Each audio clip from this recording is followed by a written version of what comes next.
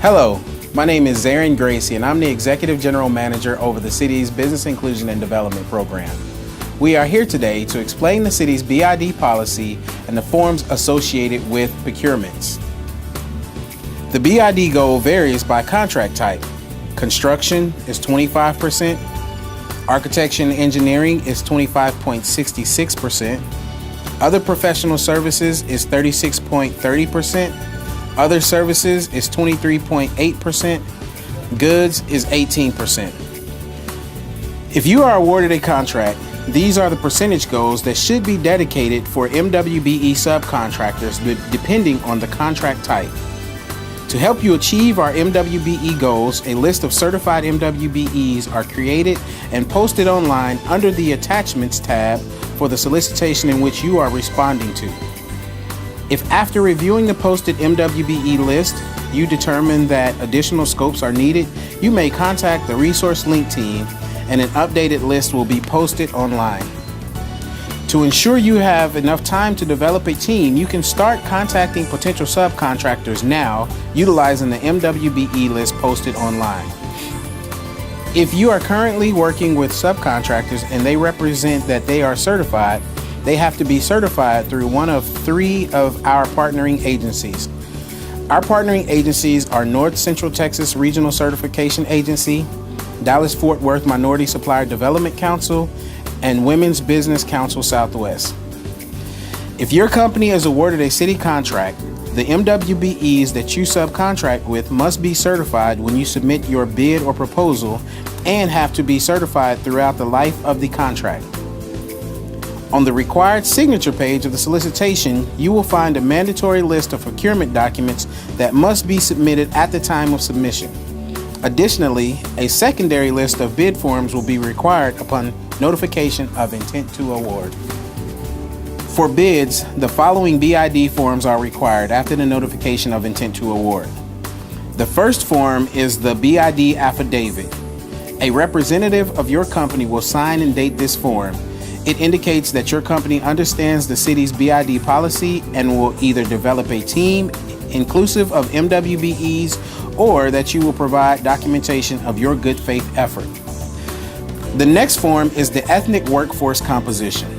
If your company annually completes an EEO report, you may add the report as an attachment, but must complete the top and the bottom of the composition form.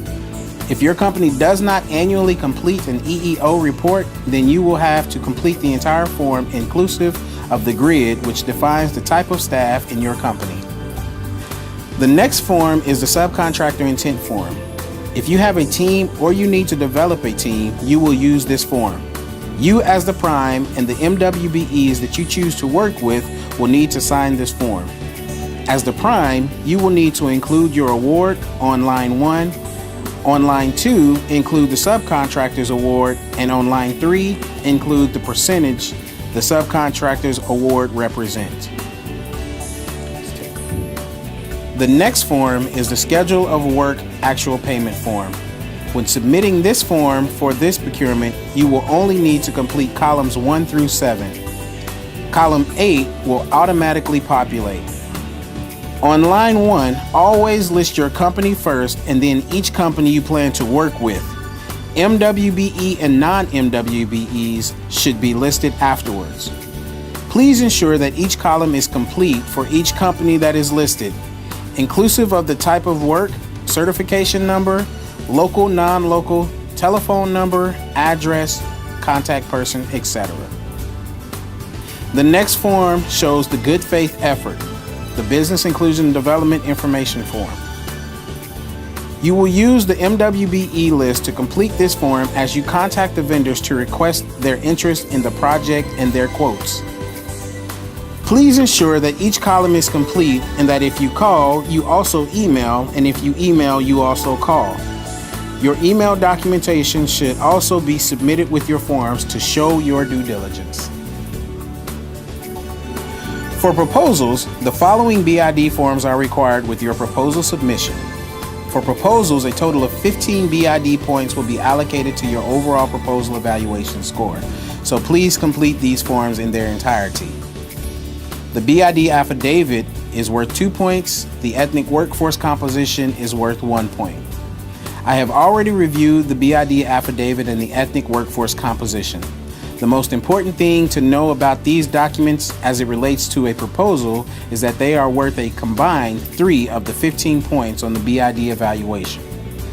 The affirmative action plan form should be included with your proposal.